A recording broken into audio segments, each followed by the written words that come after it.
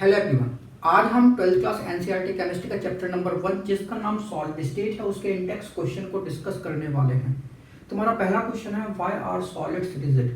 तो सॉलिड जो है वो रिजिड क्यों होते हैं। तो देखो जरा, सॉलिड की जो प्रॉपर्टीज होती है वो उसके स्ट्रॉन्ग अट्रैक्शन फोर्स के कारण होती है।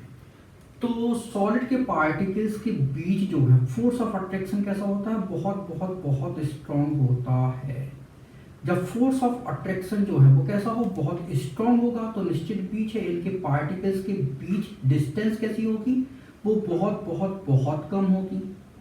और पार्टिकल के बीच डिस्टेंस बहुत बहुत बहुत कम है। इसका मतलब है कि सॉलिड में पार्टिकल्स का अरेंजमेंट कैसा होता है, वो क्लोजली पैक्ड होता है।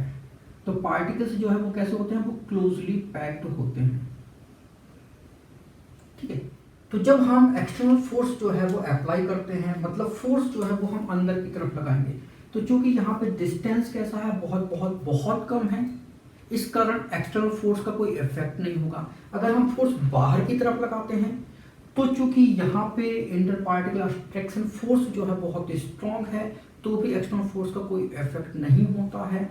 इसीलिए सॉलिड जो है वो हमारा कैसा होता है, वो रिजिड होता है। तो रिजिड का मतलब होता है इनफ्लेक्सिबल, अनबेंडिंग। ठीक है। तो सॉलिड को आप एक्सटर्नल फोर्स के थ्रू जो है वो आप बेंड नहीं कर सकते, वो कैसा होता है, इनफ्लेक्सिबल होता है। इसलिए सॉलिड हमारा कैसा होता है, वो रिजिड होता है। ठीक है।